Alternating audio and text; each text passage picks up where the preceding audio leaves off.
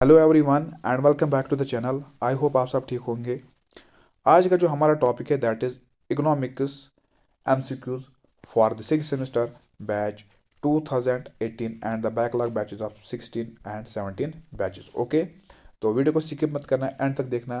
Video को शुरू करने से पहले जो भी हमारे चैनल पर नए हैं चैनल को सब्सक्राइब कीजिए और साथ में जो बेल आइकन होता है उसको भी दबा दीजिए ताकि जब भी हम कोई नया वीडियो अपलोड करेंगे उसकी नोटिफिकेशन आपको ऑन टाइम मिलेगी। तो चलिए आज का वीडियो स्टार्ट करते हैं क्वेश्चन नंबर 1 से। Question number 1 is in which year minimum wages act was passed. Okay, तो इस क्वेश्चन में हमने ये बताना है कि मिनिमम वेजेस एक्ट जो है इसको कब पास किया गया था। ठीक है, क्या इसे 1956 में पास किया है, 1948 में, 1995 में या फिर 2002 में। तो इसका जो करेक्ट आंसर है वो है 1948। ओके, 15 मार्च 1948 में इसे पास किया गया था थ्रू पार्लियामेंट ऑफ इंडिया। ठीक है, पार्लियामेंट ऑफ इंडिया की ओर से इसे पास किया गया था इन द ईयर ऑफ 1948 में। Okay, so option number B is the correct answer for this question. Next question is Kisan credit cards are issued by. तो इस क्वेश्चन में हमने ये बताना है कि जो किसान क्रेडिट कार्ड्स होते हैं इन्हें इशू कौन करता है। क्या इन्हें इशू करता है professional mahajans, traders, world bank या फिर commercial bank. So option number D is the correct answer for this question, that is commercial bank जो है यही इशू करते हैं कौन, किसान credit cards. Okay, so next question is question number 3, eight which level primary cooperative marketing societies operate. तो इस क्वेश्चन में हमने ये बताना है कि जो प्राइमरी कोऑपरेटिव मार्केटिंग सोसाइटीज होती है ये कहाँ पे ऑपरेट करती है। ठीक है, क्या डिस्ट्रिक्ट लेवल पे ऑपरेट करती है, विलेज लेवल पे, स्टेट लेवल पे या फिर नेशनल लेवल पे। So option number B is the correct answer for this question, that is village level. ठीक है, ये जो प्राइमरी कोऑपरेटिव मार्केटिंग सोसाइटीज होती है ये विलेज लेवल पे ऑपरेट करती है। Okay, so next question is question number 4, when was किसान क्रेडिट स्कीम वाज लॉन्च। ठीक है, तो इस क्वेश्चन में हमने ये बताना है कि जो किसान क्रेडिट स्कीम है इससे कब लॉन्च किया गया था। ठीक है, इसे लॉन्च किया गया था इन द ईयर ऑफ 1998 में। ओके, यहाँ पे हमारी ऑप्शन है 1998 to 1999। So option number A is the correct answer for this question. जिस तरह से हमने पिछले क्वेश्चन में बात की थी कि जो किसान क्रेडिट कार्ड है उन्हें कौन इशू करता है, तो इस क्वेश्चन में हमने ये देखा कि जो किसान क्रेडिट स्कीम है इसे कब लॉन्च किया गया था। Okay, so next question is question number 5, who is the father of green revolution in India. तो इस क्वेश्चन में हमने ये बताना है कि father of green revolution in India कौन है। ठीक है, क्या वो नॉर्मन बोरलॉन्ग है, एम एस स्वामीनाथन है, आर जे कृष्णा है या फिर आर के राव है। ठीक है, अगर आपको पता होगा कि जो नॉर्मन बोरलॉन्ग है he is considered as the father of green revolution in world. Okay, so option number B is M S Swaminathan, he is considered as the father of green revolution in India. Okay, so इसे ही consider किया जाता है as the father of green revolution in India. जैसे कि आप सबको पता होगा कि जब यहाँ से अंग्रेज चले गए, ठीक है, तो उन्होंने यहाँ का एग्रीकल्चर जो था उसे टोटली डिस्ट्रॉय किया था। ठीक है, और यहाँ का जो इंडस्ट्रियल सेक्टर था उसे भी टोटली डिस्ट्रॉय किया था, या हम कह सकते हैं कि उसे डी इंडस्ट्रियलाइजेशन बना दिया था। ओके, आप सबको पता होगा कि जिस तरह से एग्रीकल्चर सेक्टर को उन्होंने बर्बाद किया था, यहाँ के जो लोग थे, जैसा कि आपको पता होगा कि 2/3 of the total population is dependent on agriculture sector. Okay, यानी 2/3 population of total population of India is engaged with the agriculture sector. ठीक है, यानी ये जो 2/3 पॉपुलेशन है ये किसके साथ एंगेज है, एग्रीकल्चर सेक्टर के साथ एंगेज है। ठीक है, जब इनका जो इनकी जॉब है, हम कह सकते हैं कि जो इनकी प्रोफेशन है, या हम कह सकते हैं कि जो इनका रोज़गार है, जब उसे ही इन्होंने बर्बाद किया तो ये लोग सड़क पे आ गए। ठीक है, यानी दे वर हैंग्री। ठीक है, दे वर हंग्री। ओके, और and they were poor.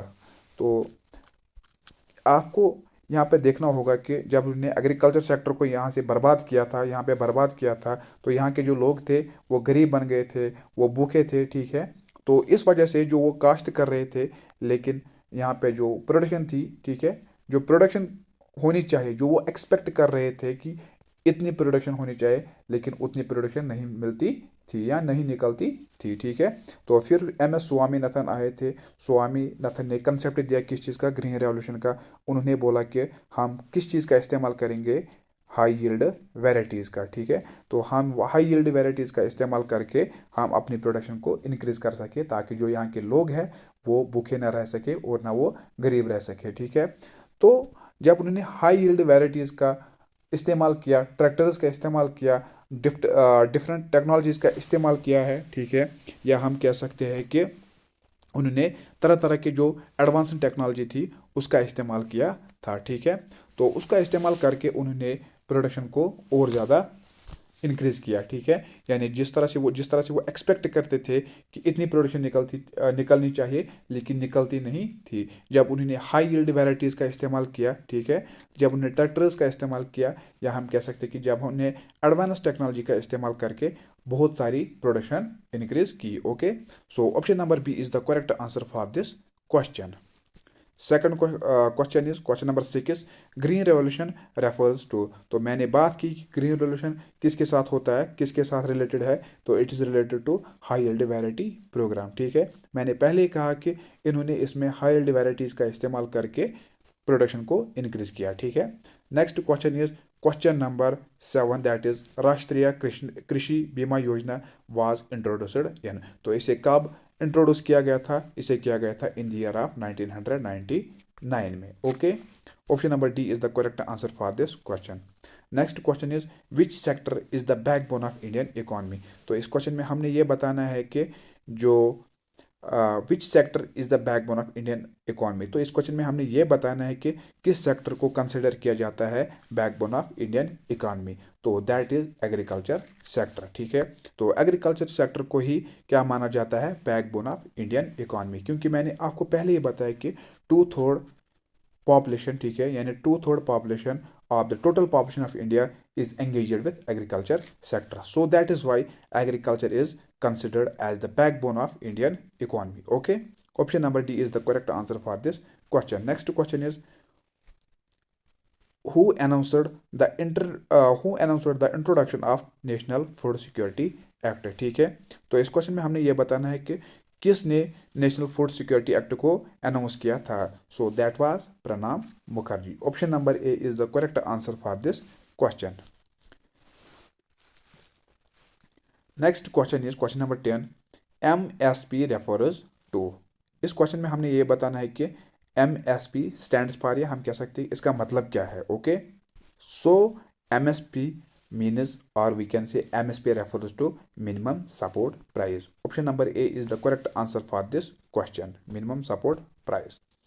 Next question is question number 11, the Bonded Labor System Act was legislated in, ठीक है। तो इसे कब लजिस्ट किया गया था, या हम कह सकते हैं कि इसे कब कानूनी बनाया गया था। So that was in the year of 1976। Okay, so option number B is the correct answer for this question. Next question is question number 12, the head office of NABARD is located in। तो इस क्वेश्चन में हमने ये बताना है कि head office of NABARD ये कहाँ पे लोकेट है, क्या ये कहाँ पे लोकेटेड है, क्या ये लखनऊ में, हैदराबाद, न्यू दिल्ली, या फिर मुंबई। सो option number D is the correct answer for this question, that is Mumbai. Okay, next question is question number 13, which type of loan is offered by primary agricultural cooperative credit societies, ठीक है। तो किस तरह का loan वो offer करते हैं, क्या वो लॉन्ग टर्म लोन ऑफर करते हैं, मीडियम टर्म, शॉर्ट टर्म, या फिर ऑल ऑफ दीज। तो वो ऑफर करते हैं short term loans. Okay, short term loans. So next question is question number 14, who decided the MSP for agriculture crops in India। तो इस क्वेश्चन में हमने ये बताना है कि कौन डिसाइड करता है, यानी minimum support price for agriculture crops in India. जो भी एग्रीकल्चर क्रॉप होते हैं उनका प्राइस कौन यहाँ पे डिसाइड करता है, क्या वो मिनिस्ट्री ऑफ एग्रीकल्चर है, नाबार्ड, या फिर agriculture cost and price commission. So option number C is the correct answer for this question, that is agriculture cost and price commission decided the MSP of agriculture crops in India. Okay, so question number 15 and the last question of this session, that is which decade of Indian planning has the best for agricultural growth, ठीक है। तो इस क्वेश्चन में हमने ये बताना है कि कौन सी डिकेड को माना जाता है अकॉर्डिंग टू इंडियन प्लानिंग, ठीक है, has the best for agriculture growth, जो कि एग्रीकल्चर ग्रोथ के लिए सबसे अच्छा या अच्छी थी, ठीक है, कौन सी सदी। सो दैट वाज 60s, ठीक है, यानी ओके, सो 1965, सो 1965 में क्या किया गया था? 1965 में ये जो ग्रीन रेवोल्यूशन है इसको इंट्रोड्यूस किया गया था। सॉरी, 1965 में नहीं, 1960 में। ओके, तो सबसे पहले इसे इंट्रोड्यूस किया गया था कहाँ पे? पंजाब में। Okay, so that is why जो 60 में हम कह सकते हैं 60 सेंचुरी है, तो इसी को माना जाता है क्या? As the best for agriculture growth, क्योंकि इसमें ग्रीन रेवोल्यूशन का इस्तेमाल किया गया था, हाई वेराइटीज़ का इस्तेमाल किया गया था, इसमें सबसे ज़्यादा एग्रीकल्चर सेक्टर में ग्रोथ देखने को मिली थी। इस वजह से जो ये 60 सेंचुरी है, तो इसे कहा जाता है as the best for agriculture growth. So that was all about today's topic. Hope you like this video. अगर वीडियो पसंद आया तो वीडियो को लाइक कीजिए और अपने फ्रेंड्स के साथ शेयर कीजिए। मिलते हैं इंशाल्लाह नेक्स्ट वीडियो में, तब तक के लिए अल्लाह हाफिज़।